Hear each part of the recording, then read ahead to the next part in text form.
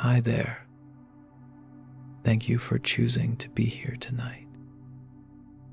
Welcome to another gentle moment with Sleepy Zen. I know that sometimes we just need a soft place where the mind can breathe again. And right now, you can let this space become your own safe corner. A place where you don't have to try, don't have to be strong, and don't have to hold yourself in any particular state. You can let go just a little. Slow down one beat and let your body understand that you are safe and wrapped in calm. Here you are listened to. Here you are trusted. And here you are allowed to rest. Before we begin tonight's story, let me ask gently, where is your heart at right now? A little tired? Feeling okay? Or needing a bit more soothing? If you want, you can share it so I can understand you better. In a dim room, lit only by a thin line of light slipping through the curtains, Emily sat still at the edge of her bed, both hands clenched around a small worn object, an old gift, a fragment of memory she refused to release. To anyone else, it had no real value. But to Emily, it felt like the last doorway to the peaceful days she feared she would never find again. Her tightened grip said more than anything she could speak. She wasn't unable to let go because she loved too deeply, but because her heart wasn't ready for the emptiness that might appear if her fingers opened. She didn't cry. She simply breathed softly, as if a louder breath might make the memory dissolve. On many nights, she asked herself, why am I still holding this? Why can't I move on? And a quiet fear always answered, if I let go, what will be left of me?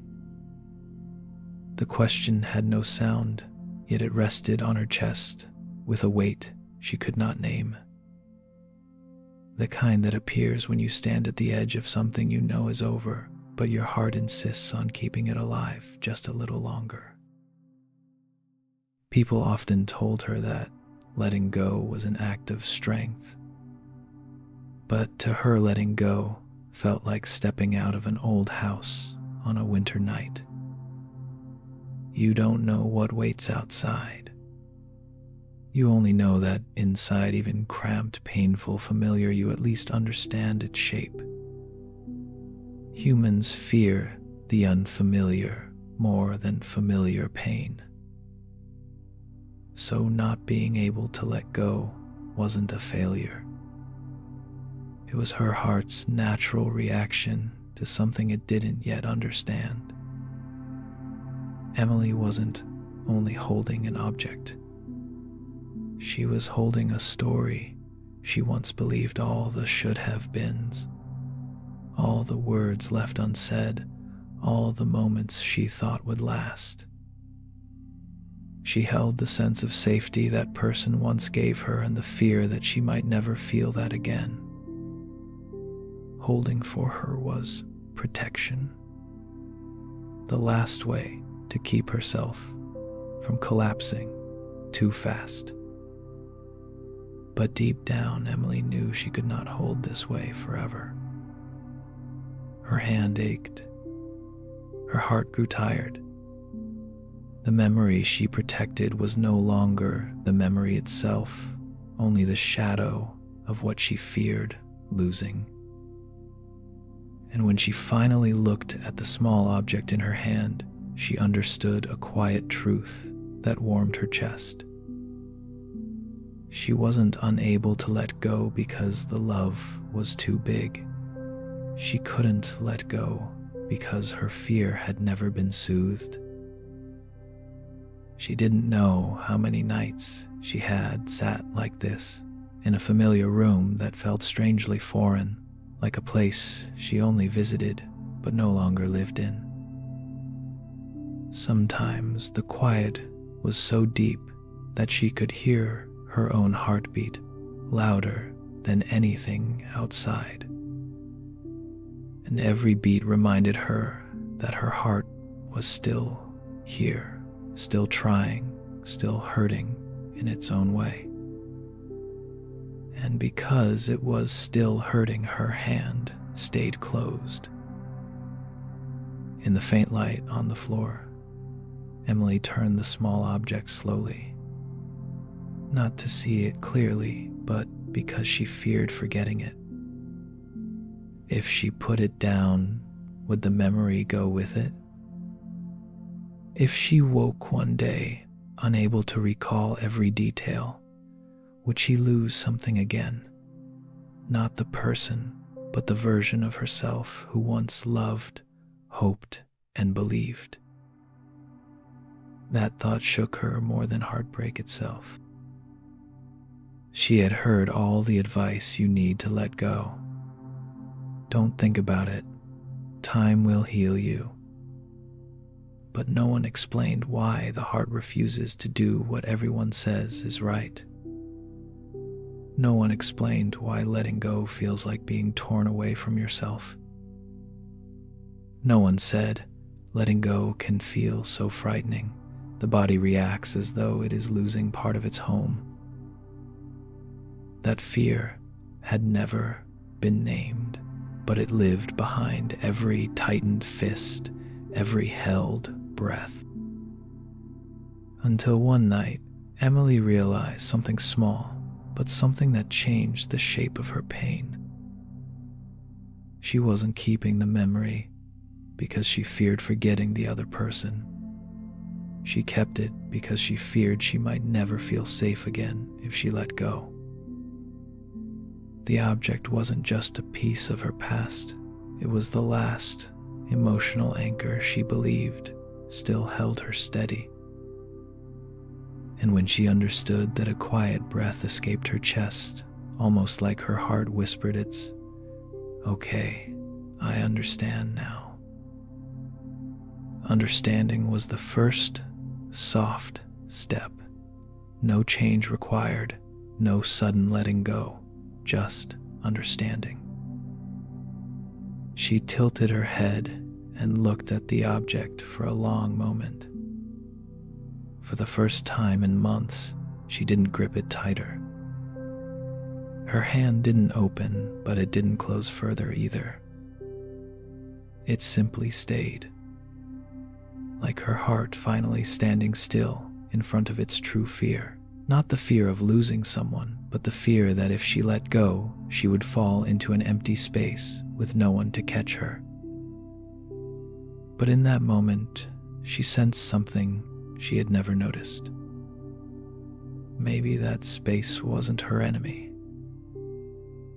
That night, after sitting quietly for a long time, Emily finally placed the small object beside her.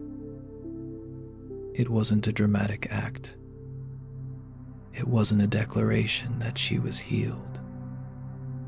It was simply the moment her heart became too tired to grip any harder. The object rested there on the edge of her bed, surprisingly peaceful, a calm she hadn't expected.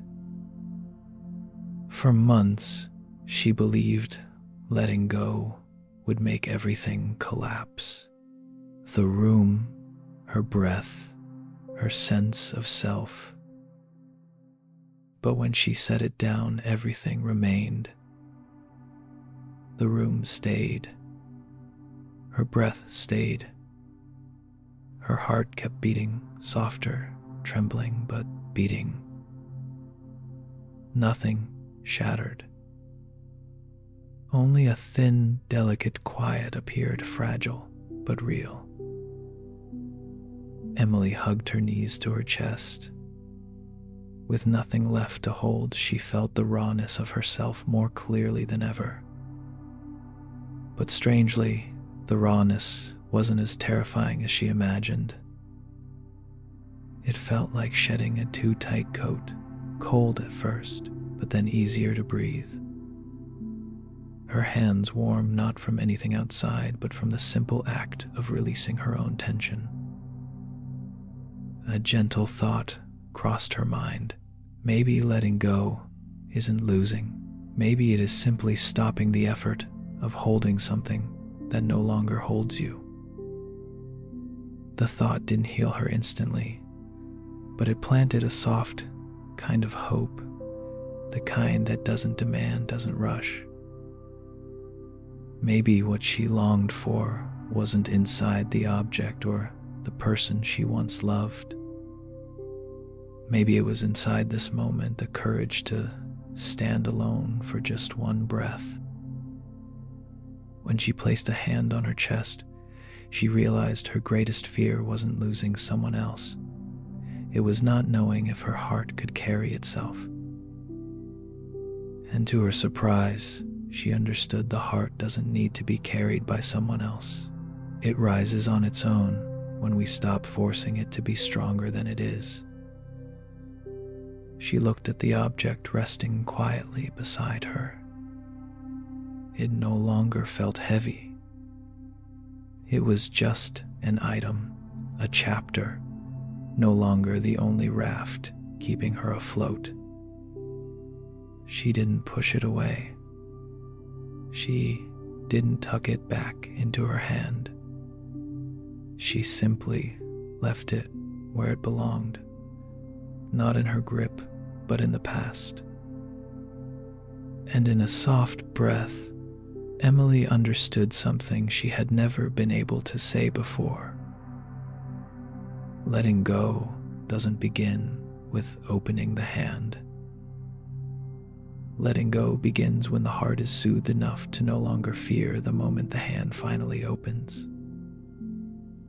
And in that unseen moment, the doorway to the next insight revealed itself. The root of attachment isn't love. It is the fear of losing safety.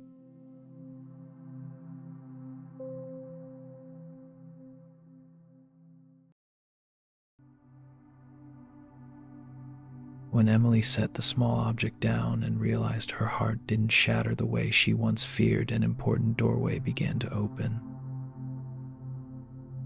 She understood that she couldn't let go, not because her love hadn't ended, but because her heart didn't believe it would be safe if she loosened its grip. This isn't just her story. It is a quiet movement inside every human being. We cling to things not because they are necessarily right or beautiful, but because the mind whispers, if I release this, I will fall. And the fear of falling is always stronger than any advice about letting go. Buddhist teachings look at this with extraordinary gentleness. Clinging is not a mistake. It is a survival instinct. From the moment we are born, the mind is programmed to look for somewhere to anchor itself. A hug, a hand, a voice, an approving look, a familiar room, a person who feels like home. And as we grow older, this instinct doesn't disappear. It simply changes its shape. Instead of clinging to a parent's hand, we cling to a lover. Instead of clinging to an embrace, we cling to a promise. Instead of holding someone's presence, we hold on to a story about how things should have been. So when these things change, because everything must change, the mind panics. Not because of the loss itself, but because of the loss of the safety, the mind attached to that person or memory. The mind refuses to let go because it doesn't trust that it can stand on the ground alone once its hands are empty. Clinging is fear wearing the shape of memory. In Emily's dark room, that fear had always been there. Not loud, not violent, just steady, a soft weight behind her, whispering that if she let go, she would become hollow. But when she placed the object down for the first time, she discovered a truth every heart eventually must touch. Emptiness doesn't destroy us. It simply reveals what we have leaned on for too long. In Buddhism, this is called inner refuge, the understanding that safety arises from within, not from any object, person, or memory outside of us. But to arrive at this truth, we must look deeply at a simple reality. Clinging does not come from love, it comes from fear. Fear of being alone. Fear of never finding what was lost. Fear of not being enough. Fear of having no one to lift us when we fall. Fear that life is too wide, too empty, too unsteady without something from yesterday to hold on to. When we see this clearly, we stop blaming ourselves.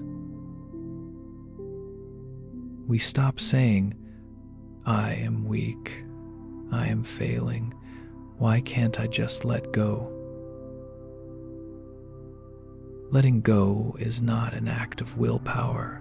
It is the natural result of a heart that feels safe enough to open its hand. No one can let go while their heart is bracing. No one can let go while the inner space still feels cold and dark. No one can let go before they have looked softly into the shape of their own fear. Zen compares the heart to a dark room. A dark room doesn't need to be forced into brightness. It needs a single match. In the same way, a heart caught in attachment does not need to be pushed into letting go. It simply needs to be seen with gentle attention, long enough to realize it is not alone. Release grows from understanding, not from force. From the Buddhist view, attachment always has one root, the mind, looking for stability in a place that cannot truly hold it. Other people can warm us, but they cannot be our foundation. Memories can soothe us, but they cannot carry our growth. A small object can preserve a moment, but it cannot hold our entire identity. Leaning on these things is like resting your whole body on a chair made of breath. It can comfort you for a moment, but eventually it must dissolve. And here is the tender part. The things we cling to are not wrong. They are not shameful. They are simply unable to hold the weight we place on them. They are like a beautiful candle. It can light up a room, but it cannot support the walls of a house. The heart clings to the candle and mistakes it for a pillar. When the candle goes out, we believe everything has collapsed. but in truth, we have only lost something that was never meant to bear all of us. This image helps us understand what Emily is beginning to learn. Within each of us exists another candle, one that does not depend on anyone. It is the candle of inner steadiness, the ability to soothe ourselves, to return to center, to hold our own heart with two invisible hands. When we find this light inside, we no longer need to grip the light outside so tightly. When we discover the true source of warmth within, we stop leaning our whole life against things that cannot stay. This is why this insight matters so much. It doesn't ask us to let go. It simply shows us why we haven't been able to. And once we see the root clearly, the fear of losing safety, the heart naturally begins to soften. And when the heart softens, it opens. And when it opens, letting go is no longer frightening. Letting go becomes natural. From here, Emily's path and yours shifts toward a new understanding. Letting go is not betraying a memory. Letting go is simply no longer using the memory as a place to hide.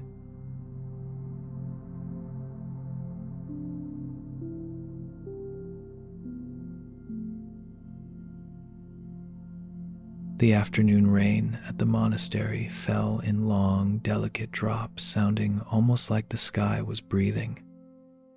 Brother Finn sat beneath the porch roof, his brown robe damp with mist, one hand resting on an old notebook faded by years of touch. He didn't open it. He simply laid his hand on top of it gently, the way someone touches a wound that has healed on the surface but still aches underneath. Some memories are no longer sharp, yet somehow rooted deeper like a thorn. We don't dare pull out because we fear the pain of removing it more than the pain of keeping it. Finn was the quietest young monk in the monastery. Everyone assumed silence was simply his nature. But only the abbot knew he carried a story he had never told, a loss from his early youth. Whenever it rained, Finn would seek this notebook and sit beneath the eaves, as he was doing now, as if the moment the rain began, the memories inside the notebook rose with the scent of wet earth. He didn't reread it. He didn't add anything new. He only kept it like a fragile promise to himself that if he didn't hold on, the memory would vanish completely. One day, the abbot stepped outside and sat beside him in silence. Finn expected him to say, "Don't live in the past," or "let go of what's gone." But instead, the abbot watched a raindrop tremble on the edge of the roof and said softly, "You know, some people hold a notebook as if it were their own heart, but sometimes what they are really holding isn't the memory. It is the fear that if they set it down, they won't know who they are anymore." Finn lowered his head. The words touched the deepest place in him, the part he was afraid would collapse if exposed. He wasn't only keeping the memory of someone he once loved. He was keeping the version of himself who once loved, once trusted, once imagined a future with someone. If he set the notebook down, he feared he would forget that version of himself too. The abbot said nothing more. Finn didn't respond.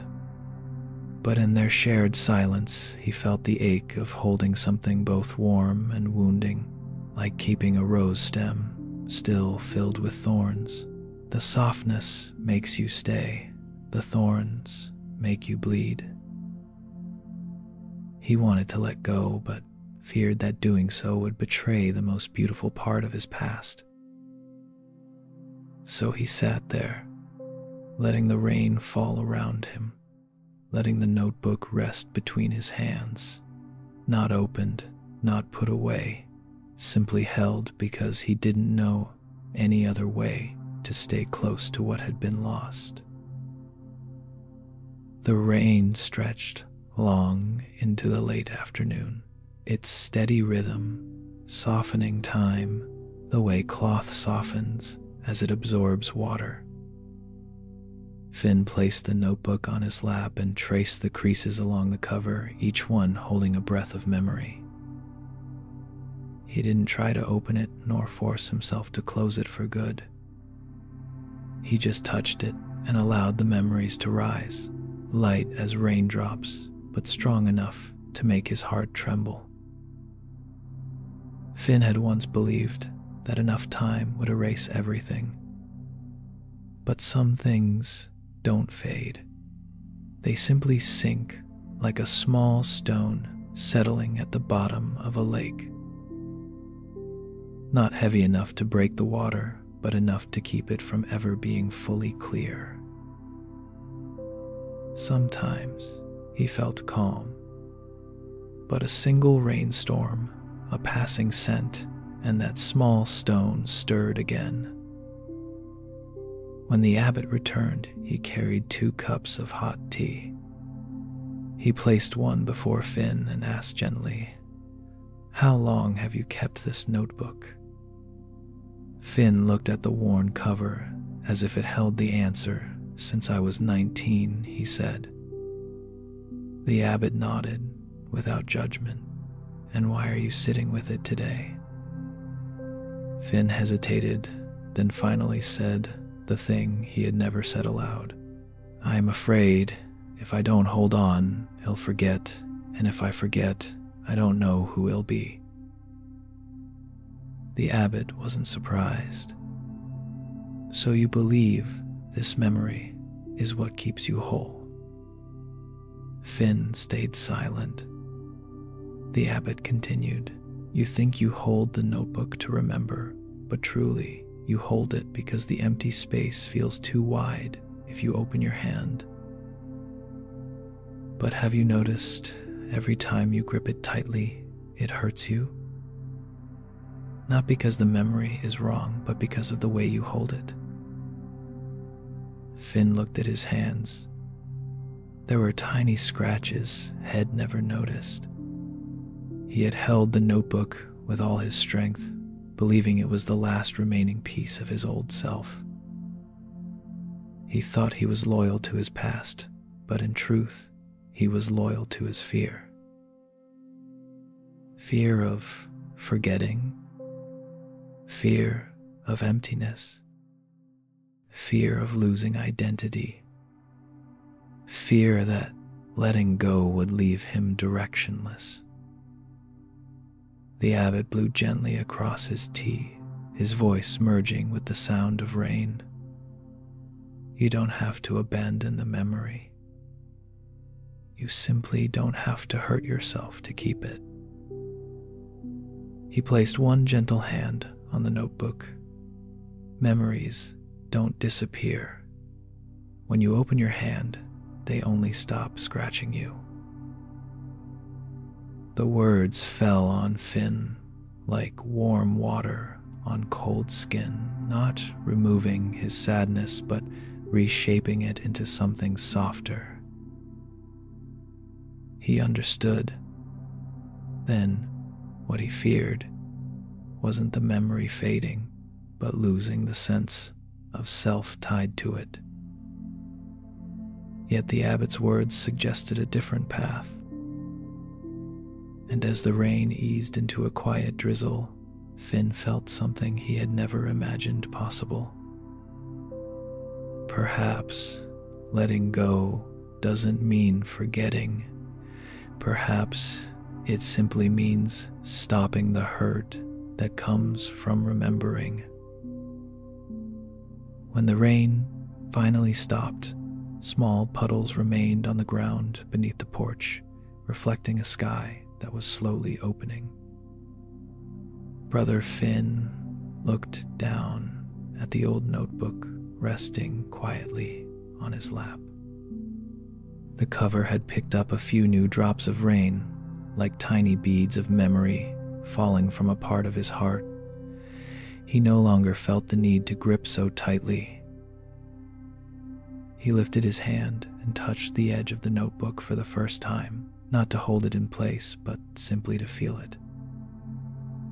A touch that wasn't shaking, wasn't clinging, just a quiet hello. The abbot was still sitting beside him, saying nothing more, as if silence itself was the gentlest medicine. Finn gazed at the notebook for a long time, then asked in a voice so soft it almost blended into the air, "Master, if I stop holding it the way I used to, am I betraying the memory?" The abbot slowly shook his head. "You only betray a memory when you use it to hurt yourself. When you remember with a softened heart, the memory returns to its proper place, not as something you must grip, but as something you can look at with gratitude." Finn bowed his head. The words entered his heart so gently, he had to let out a deep breath to realize how long he had been holding it. At last, he opened the notebook, not out of pain, not from fear of forgetting, but because he wanted to see it with the heart he had now, not the heart he had back then. The old pages loosened as they fell open, carrying the faint scent of paper rain and something that felt like truth. He had grown from what was written here, but he was no longer the 19-year-old who wrote it. He read a few handwritten lines, the shaky script of someone very young, the sentences he once believed were everything. But as he saw them now, Finn realized that what he had been holding on to wasn't the words themselves, but the feeling underneath them. The feeling of being loved, being seen, being allowed to be fully himself. The beauty of the memory didn't live in gripping it tightly. It lived in the fact that it had once been part of the road that led him here. And to his surprise, when he understood that the words stopped stabbing his heart, they became like an old photograph, still meaningful but no longer something he had to press against his chest to prove the past was real. Finn gently closed the notebook this time without squeezing. He set it down beside him, just as Emily once set down the object she held, not throwing it away, but returning it to where it truly belonged, the past. His hand felt lighter, and the space in his chest felt a little wider. A thin but real sense of peace began to spread, like the ground slowly warming after rain. The abbot looked at him and smiled. "You see, the memory hasn't disappeared. It has just stopped demanding that you live inside it every day." Finn answered, softly, his voice steady for the first time. "I understand now. Letting go isn't erasing it, is remembering without hurting myself anymore." And in that moment, as a gentle breeze slipped under the eaves, and the notebook lay quietly at his side, Brother Finn stepped into a new kind of maturity, a place where memory was no longer a thorn, but a petal falling in its right season. Beautiful in the moment it lands, and enough to remind the heart that it once bloomed.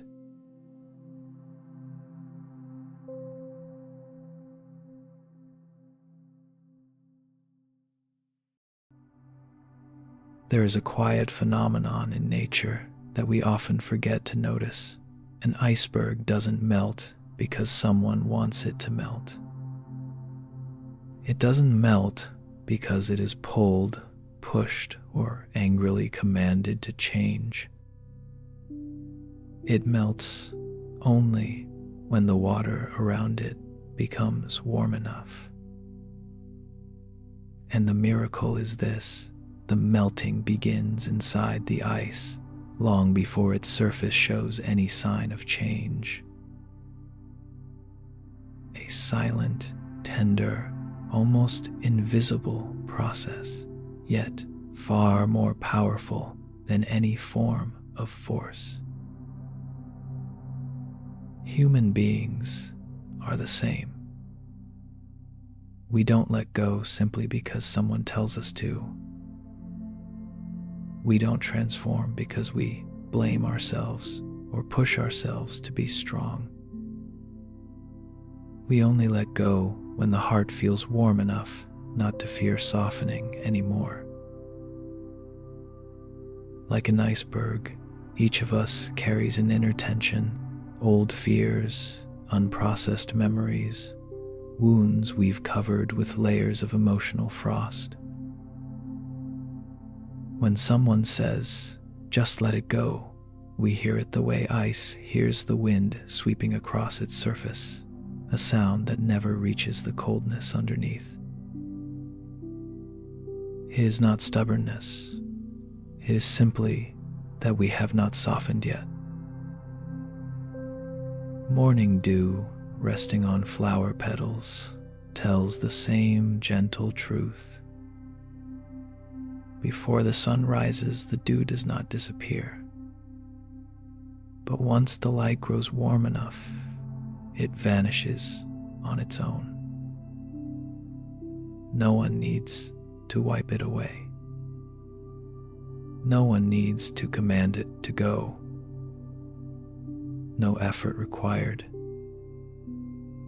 Nature shows us that every healing process has its own timing, its own pace, and its own required degree of warmth, a softening of the heart that allows the hand to open without fear. In nature, a seed doesn't bloom the moment it falls into the soil. It needs time in the dark. It needs the earth to hold it, water to reach it, wind to loosen it. Only when the soil becomes warm enough does the seed break open.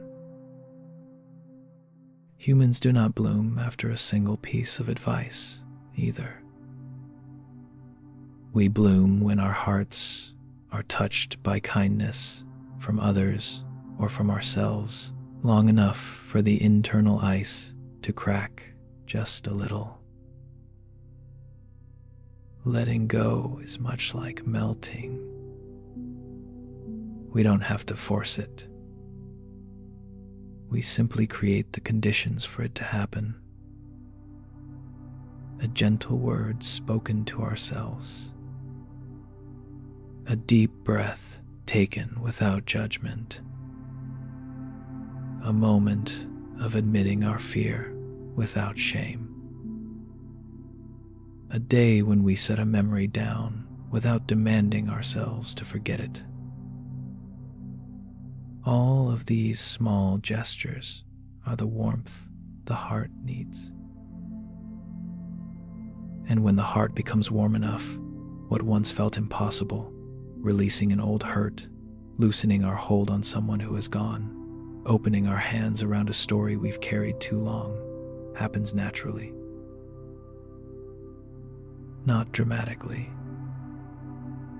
not suddenly, not through force.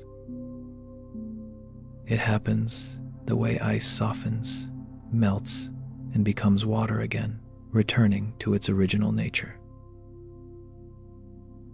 Nature never rushes. Our hearts are no different. What they need is not strength, but enough warmth to feel safe, softening,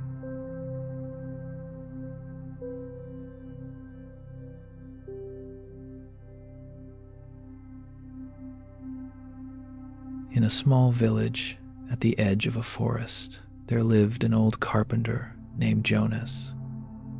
People knew him not only for the sturdy tables and strong door frames he made, but for something quieter and harder to explain. Whenever someone in the village felt tangled up inside, they often found themselves wandering to his little workshop, where a warm yellow lamp was always lit and the faint smell of fresh wood hung in the air. One evening, as the sun was sinking behind the trees, a young man walked in his shoulders, so tense it looked like he was carrying an invisible house on his back. In his hands was a knot of rope, twisted and snarled, as if someone had wrapped it up in a storm of hurry and confusion.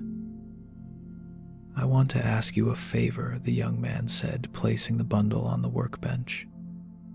Jonas wiped his hands on an old rag, looked at the rope, then at the tired face in front of him. "You want to tie something down?" he asked gently. The young man shook his head, eyes red. "No, I just can't untangle it. My mind feels exactly like this. The more I try to fix it, the worse it gets. I can't let go of something I know I should have let go of by now. I'm exhausted." Jonas didn't laugh, and he didn't call it silly.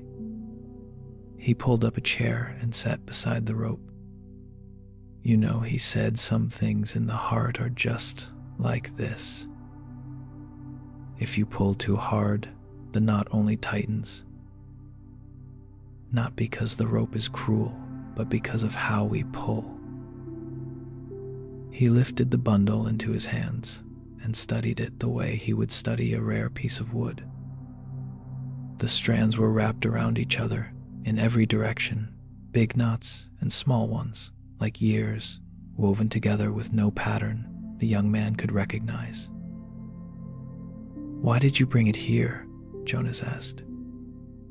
The young man was quiet for a while before answering. "Because I thought, if someone has spent a lifetime cutting, sanding, measuring, fixing, maybe he knows what to do with things that are this tangled.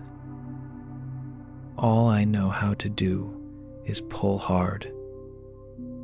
Jonas nodded, as if had just heard something very simple and very true. Then, today, he said, "Well, try something different. No pulling, just looking, just touching, just loosening one small part at a time. Can you try that?" The question wasn't only about the rope, and the young man felt it.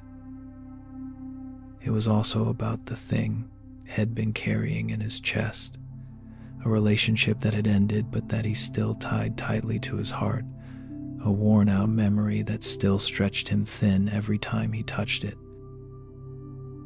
He had tried to let go by being drastic, deleting messages, throwing things away, cutting all contact, pretending to be strong. Yet his heart stayed just as tight as this rope. Suddenly he realized maybe the problem wasn't that he couldn't let go. Maybe it was the way he was trying to let go. Jonas slowly turned the rope in his hands, as if listening to something inside its silence.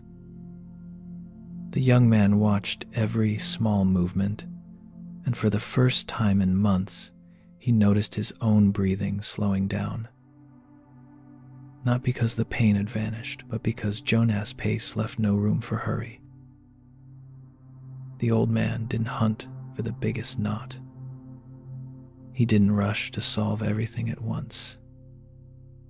He searched for one loose loop on the surface, a place to begin. "See here," Jonas said softly, without lifting his eyes. "Every knot has a soft spot. But if you panic and pull hard, you make that soft spot disappear." He slid a fingernail into a tiny gap in the rope so gently it looked like he was afraid of hurting it. When your heart is tight, he went on, it is just like this rope. If you try to drop everything all at once, you only end up squeezing yourself harder. Jonas guided the young man's hand to the rope. Try it, he said, but don't go for the big knot. Just find one small loop. The young man did as he was told, and something unexpected happened. With just a light tug on a single strand, part of the rope loosened. Not all of it, not even most of it, but enough to make the whole bundle a little less tense. Jonas smiled. That's what letting go really is. Not cutting things off, not fixing it in a day. It's seeing that some threads can be softened now and others will need more time before you can even touch them. He told the young man how, when he was younger, he once tried to untangle a giant knot of rope in a single afternoon. The more impatient he became, the harder the knot grew until he was too tired to continue. Only when he gave up did he notice something important. The rope never asked me to fix all of it, Jonas said. It only needed me to be patient enough to find the right strand. The young man let out a small laugh, his first in weeks. But if I go this slowly, he said, won't it take a very long time? Jonas nodded, yes. But if you keep pulling the way you have been, it will take your whole life. He placed a warm, steady hand on the young man's shoulder. Letting go isn't a single act, it's a process. Sometimes you have to release a few things first. Release the rush, release the demand to forget immediately, release the idea that you have to be over it right now. Only then, when the heart has softened, can you truly let go. The young man looked at the rope again and noticed something strange. It was still tangled, still complicated, but no longer frightening. Thanks to Jonas, he had learned the first lesson of release. You don't have to solve every knot before you're allowed to start feeling lighter. Jonas continued loosening the small strand they had found. He didn't rush, didn't force, only eased it forward a millimeter at a time. The young man watched him, and something strange began to happen. Every time Jonas loosened a thread, it wasn't only the rope that relaxed. Something inside the young man's own chest seemed to loosen too. With each tiny movement of those patient hands, a matching knot somewhere inside him eased just a little. You see, Jonas said, without looking up, no one lets go of something big in a single moment. But anyone can release one small thread. He paused and lifted his eyes to meet the young man's. They were old eyes, but soft. What exhausts you isn't the memory itself. It is that you have been trying to handle all of it at once. The young man lowered his head. Those words struck the sorest part of his heart, the part that had been hurting from all the desperate attempts to forget. He had tried to be decisive the way people told him, tried to cut things cleanly, tried to move on as others insisted. But no one told him that the heart doesn't follow the commands of the mind. The heart softens on its own timing, and when it is pulled too hard, it only tightens further. Jonas placed the bundle of rope on the table, and pointed to a larger knot deep inside.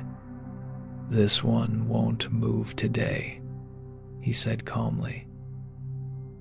"But do you notice something? Because of the smaller strands you loosened, it is no longer as tight as when you brought it here." The young man leaned closer. Jonas was right. The coils around the big knot had opened enough to let a bit of air through. That tiny shift made his eyes sting, not sharply, but with a soft kind of ache. "I thought letting go meant opening my hand all at once," he whispered. "But it is really opening the small strands first." Jonas smiled, soften first, release later. Let go of what you can't control. Let go of the idea that everything must be resolved today. Let go of the belief that you must forget immediately. When you release that, your heart softens. And only a soft heart can truly let go. He told the young man about the time he lost his wife of over 30 years. He too tried to let go all at once. But he learned every memory is its own thread. Some you can loosen right away, some you touch only after many months, and some you don't loosen at all. You simply watch them settle gently over time. Letting go, Jonas said, isn't a race. It is like tending a garden. You can't force a flower to bloom by pulling its stem. But if you take care of the soil, the light, the water, the bloom will come when it is ready. The young man felt something open inside him, a spaciousness he hadn't felt in months. Healing didn't come from being strong. It came from being kind to the small pieces of himself. Letting go wasn't a test to pass. It was a softening, a slow return to himself. He wasn't failing.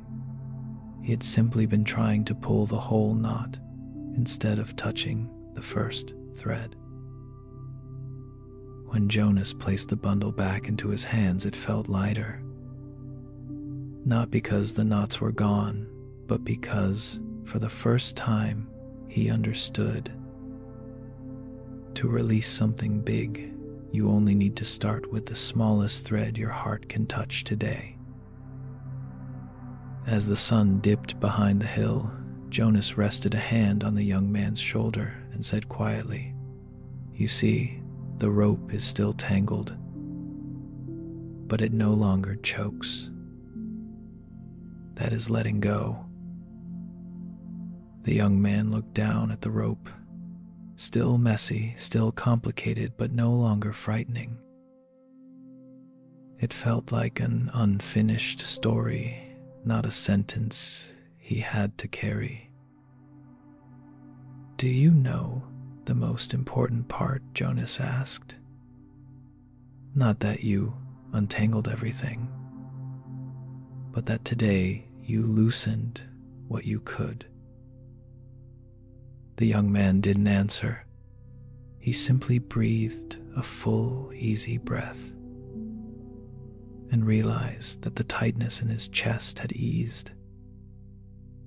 The rope felt lighter, not because it had fewer knots, but because he no longer needed to win against it. As he walked home along the dirt path, he felt a strange, quiet peace. Letting go is not a grand act, but a series of gentle moments in which the heart dares to soften in the presence of its own pain.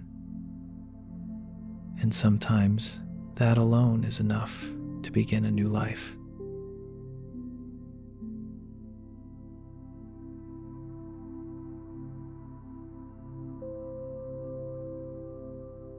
The human heart is very much like a hand held in a fist.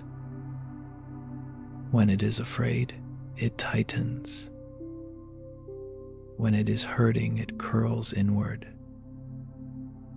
When it doesn't understand, it clutches whatever remains within reach. A memory, a promise, someone who has already left a small object, carrying the warmth of a day long gone. People often say, just open up. But a fist doesn't open because it is told to. It opens only when it has softened. If you hold your hand out beneath the moonlight, you will notice something beautiful. The moon rests on your palm only when the hand is open. When the fingers close, the light disappears. Peace works the same way. It doesn't leave you, it simply cannot stay when the heart is clenched too tightly for light to settle. Letting go is not a sudden release. It is the slow softening of a fist. It happens in moments so small, they often go unnoticed. A single deep breath instead of self-blame. A quiet afternoon when you set a memory down for just a few minutes. A rare moment when you tell yourself the truth. I am afraid. Each small act is a bit of warmth that melts the tension around the heart. And then one day you look down and realize your fingers have already begun to uncurl without noise, without struggle, simply through gentleness. When the heart becomes soft enough, it opens on its own. And when it opens, it doesn't drop the memory, it simply makes room for the light to enter.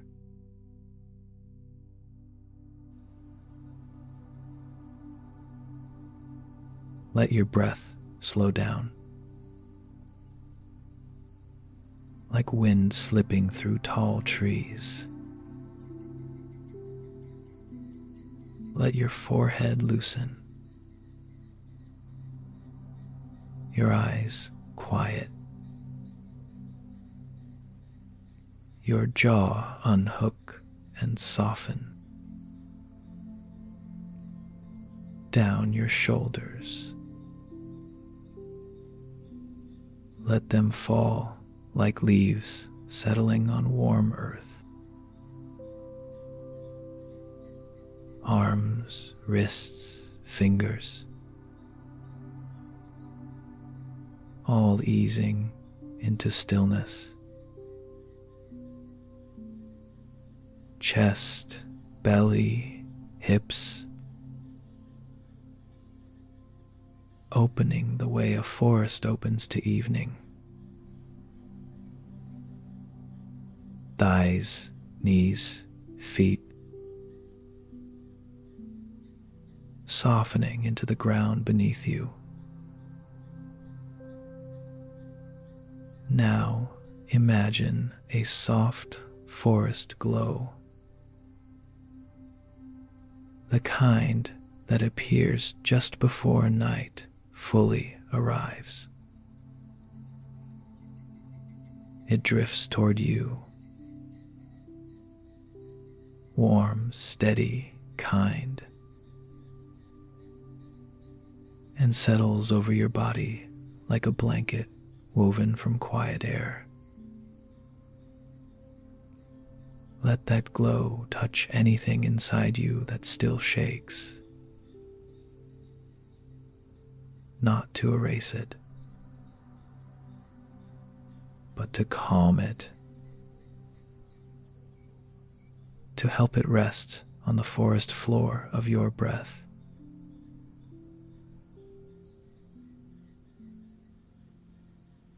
Let your awareness rise, like a thin mist moving upward between the trees. Above you, the night sky opens.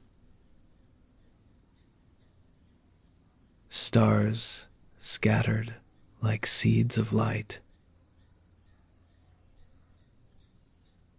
Your edges soften. Your thoughts loosen until you're drifting between branches and sky. Light, far at peace.